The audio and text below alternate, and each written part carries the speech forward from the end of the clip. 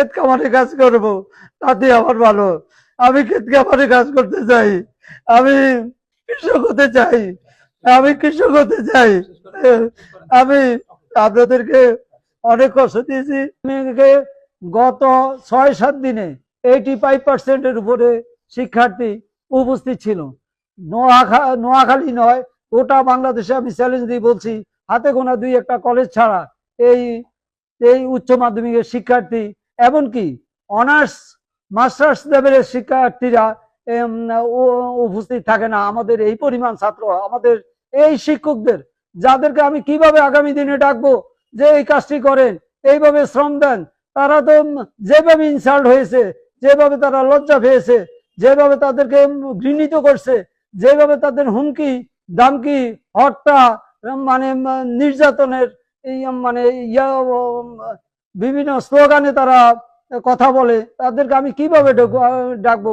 আমি সে লজ্জায় আমার চোখের পানি পড়তেছে।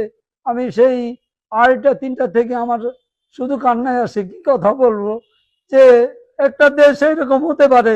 শিক্ষা ক্ষেত্রে যদি আমি আমি আমার মেধা প্রজ্ঞা দিয়ে যদি কাজ করতে না পারি, আমার চিন্তা চেতনা দিয়ে যদি কাজ করতে না পারি, তাহলে আমি এই শিক্ষা ক্ষেত্রে কি অবদান রেখে গেলাম? কিন্তু পক্ষান্তরে আপনারা যারা অনেকে আছেন অভিভাবক, আপনারা বলবেন যে শিক্ষকরাই দায়ী, শিক্ষকরাই ক্লাস নেয় না, শিক্ষকরাই পড়ায় না। শিক্ষকরা যদি তাদের দায়িত্ব পালন করতো, তাহলে এই যে আমাদের এই দেশের শিক্ষা ব্যবস্থা এরকম হতো। শিক্ষকরা কিভাবে পড়বে?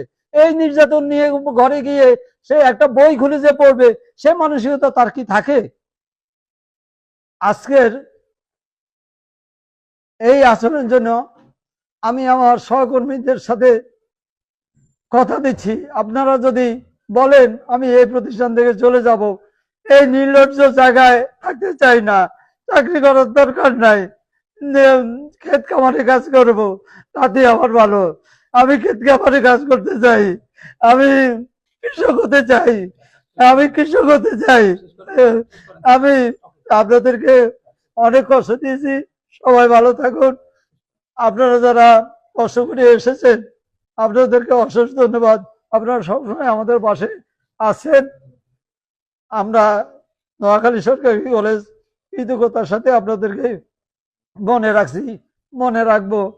আমাদের কোনো ভুল ত্রুটি হইলে সেটাও ধরিয়ে দিয়ে, কিন্তু সমাজ কিভাবে চলবে আপনারা একটু নিজেরাও চিন্তা করবেন।